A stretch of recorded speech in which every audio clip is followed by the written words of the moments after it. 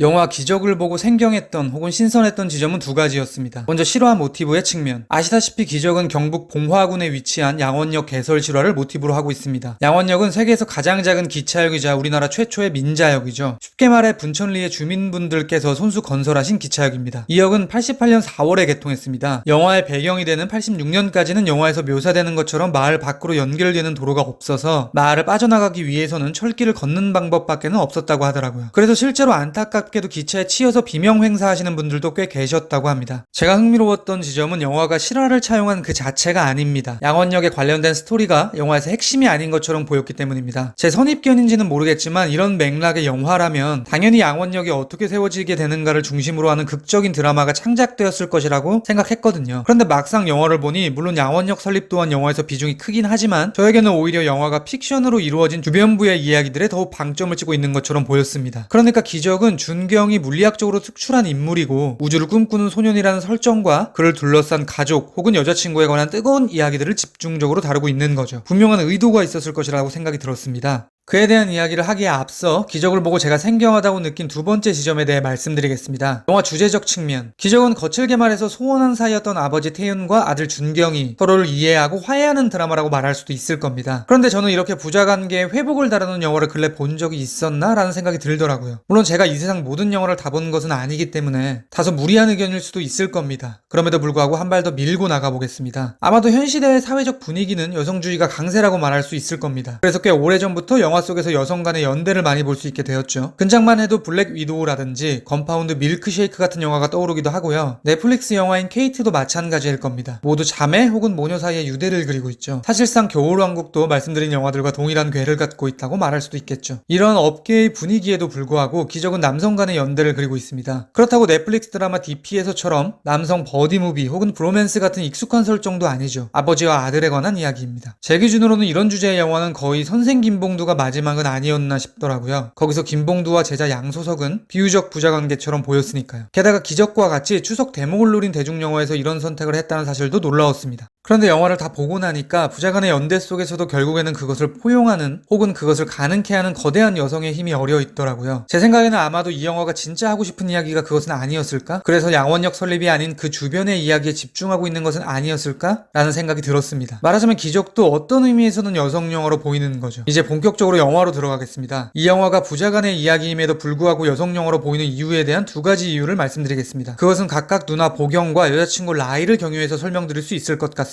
이러한 이야기를 비롯하여 양원역의 의미, 준경이 우주를 꿈꾸는 이유, 그리고 영화 속 인상 깊은 동선에 대한 이야기까지 기적 끝장 리뷰 지금 시작합니다. 시도. 야, 우리가 지부시도. 준경 학생 이야기를 기사로 한번 실어볼까 해서. 준경이는요 보통 아이가 아닙니다. 그냥 이대로 보고만 계실 겁니까? 도망치는 거라. 먼저 보경을 중심으로 기적이 여성 영화로 보이는 이유에 대해 말씀드리겠습니다. 사실 간단합니다. 딱 보이는 이야기가 그렇죠. 영화가 처음 시작하면 상을 받은 초등학생 준경과 동행한 누나 보경이 보입니다. 그들이 교장실 앞에 함께 서 있는데 옆에 아주머니가 보경에게 나이가 어떻게 되냐고 묻죠. 고3이라고 답하자 아주머니는 이제 열심히 공부해서 대학 가야겠네 라고 말합니다. 그때 보경은 자신은 대학을 갈 생각이 없고 남동생과 아버지를 케어하는 게 꿈이라고 대답하죠. 그러니까 기적은 가족의 두 남성 구성원들에게 삶을 올인하는 한 여성의 인생을 보여주면서 시작하는 영화입니다. 말하자면 보경의 미래는 두 남성 때문에 애당초 정해져 버린 것이겠죠. 꿈 혹은 목표라는 단어와 결부된 오롯한 그녀 개인의 인생은 이 시점에 죽은 것이라 말할 수도 있을 겁니다. 영화에서도 그런 식으로 묘사가 되죠. 보경은 준경과 함께 아버지가 운행하는 기차를 피하려다가 철길의 좁은 공간으로 이동하게 되고 그 순간 준경의 손에서 빠져나간 트로피를 집으려다가 강에 빠져 실족사한 것으로 그려집니다. 결국 보경을 죽음에 이르게 한 것은 아버지와 준경 둘 모두입니다. 마치 그들로 인해 소거된 그녀의 인생처럼요. 이에 대해 조금 더 구체적으로 말씀드리겠습니다. 먼저 아버지 태윤에 대한 추론을 해보았습니다. 그는 기관사죠. 영화에서 보면 다소 고지식해 보이면서 공무원이라는 관성에 젖어있는 인물로 보이기도 합니다. 양원역 설립 직후 마을 사람들이 다 기다리고 있는데도 정치하지 않고 지나가죠. 그는 이에 대해 단지 규정대로 했을 뿐이라고 말합니다. 보경과 동행하지 못한 이유 또한 물론 행복한 모습을 혼자 보는 것이 사별한 아내에게 미안했기 때문이라고 말하긴 하지만 제가 보기에는 공무원이라는 관성적 측면도 있는 것처럼 보이는 거예요. 그날이 자기 근무일이기도 하니까 가지 않은 것으로 보이는 거죠. 그에 대해 좀 더 넓은 측면으로 말씀드리면 생각하면 태훈의 면면은 아마도 86년 당시의 가부장적인 우리네 아버지들의 모습이기도 할 겁니다. 무뚝뚝하고 정을 잘 드러내지 않는 아버지의 모습. 보경이 고3이 되어도 자기 인생보다는 아버지와 남동생 케어를 하는데 집중하겠다는 결심을 했을 때에는 아버지의 영향도 있지 않았을까라는 생각이 드는 거예요. 태훈이 삶 속에서 보경에게 주체적인 인생을 살라는 가치관을 심어주었다면 그녀의 삶은 달랐을 수도 있겠죠. 아마도 태훈 역시 영화에 나오지는 않지만 암묵적으로 혹은 직접적으로 보경이 본인은 차치하고라도 동생을 케어하는 게 당연하다고 여겼을 수도 있을 겁니다. 그러니까 어떻게 보면 태훈의 융통성 없는 측면과 가부장적 가치관이 그날 보경을 죽음에 이르게 한 동인이 된 것이라고 말할 수도 있겠죠. 비유적으로는 보경의 인생을 죽였다고 말할 수도 있을 거고요. 다음은 준경을 중심으로 보경의 죽음에 대해 분석해 보겠습니다. 영화에서 직접적으로 묘사되죠. 강으로 떨어지는 준경의 트로피 때문에 보경은 사망합니다. 이것을 비유적으로 말씀드리면 결국 동생이 훌륭한 미래를 얻게 하기 위해 누나가 자신의 인생을 희생한 것이라 볼 수 있을 겁니다. 즉 준경 역시 아버지와 마찬가지로 자신 때문에 누나가 죽었다는 원죄의식도 있으면서 동시에 비유적으로 보경의 삶을 죽인 거죠. 그런 관점에서 영화에서 보경은 아버지와 남동생에 의해 2번 죽는 것으로 보이기도 하는 거예요. 그러니까 기적은 두 남성이 인생을 나아가는데 여성의 포용이 있었다라고 말하는 영화로 볼 수도 있을 겁니다. 보시소. 우리 마을에는 길이 없니다. 진짜로 차가 다니는 길이 없고 기찻길만 있는데 간이역 하나만 만들어 주시소. 닌 아버지한테 인사도 안 하나?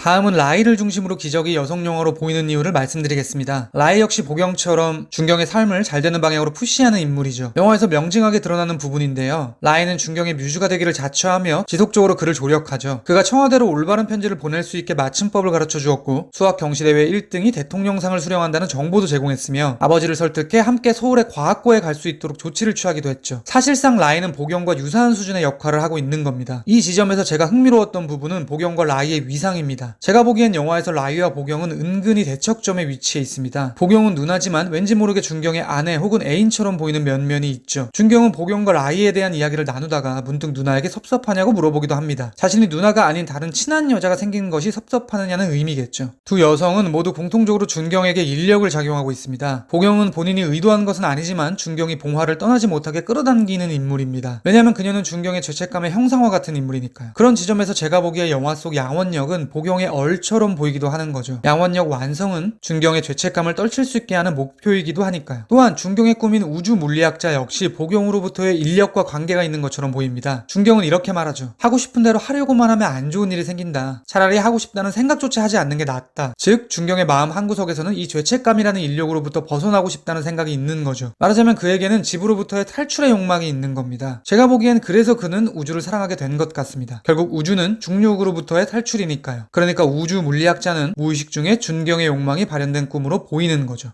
말씀드린 것처럼 라이도 준경을 끌어당기고 있습니다. 사랑이라는 이름으로 당기는 것도 있고 준경을 꿈을 향해 정진하게 하는 끌어당김도 있을 겁니다. 영화에서는 그것이 방향으로 묘사됩니다. 기적을 자세히 보면 바깥에서 양원역으로 들어오는 방향은 화면의 우측에서 왼쪽입니다. 반대로 양원역을 빠져나가는 방향은 좌측에서 우측이죠. 물론 모든 동선이 그런 것은 아니지만 라이와 결부된 방향은 확실히 그랬습니다. 라이가 그랜저 뒷자리에서 자전거를 타고 가는 준경에게 추파를 던질 때 둘이 청와대를 가겠다고 탄 고속버스 그리고 서울로 떠난 라이가 준경의 생일에 맞춰 찾아왔을 때 함께 걸어서 돌아가는 철길 모두 좌측에서 우측으로 동선이 짜였죠. 그러니까 라이는 준경을 봉화라는 인력으로부터 바깥으로 끌어당기는 인물인 거예요. 이는 라이가 준경을 보경으로부터 당기고 있다고 볼 수도 있을 겁니다. 그러니까 기적은 준경이 보경으로부터 떨어져 나와 점점 라이에게로 향하는 영화라고 말할 수도 있을 겁니다. 그런데 말씀드렸듯 결국 라이 역시 인력이죠. 준경을 자신 쪽으로 끌어당기고 있으니까요. 말하자면 기적은 남성들을 화해시키고 그들의 목표에 다다르는데 여성들의 인력이 필요하다고 말하는 영화인 겁니다. 언급드렸듯 그런 측면에서 이 영화는 여성 영화인 거죠. 많은 경우 최근의 여성연대 영화들은 남성을 소거하는 방식으로 이야기가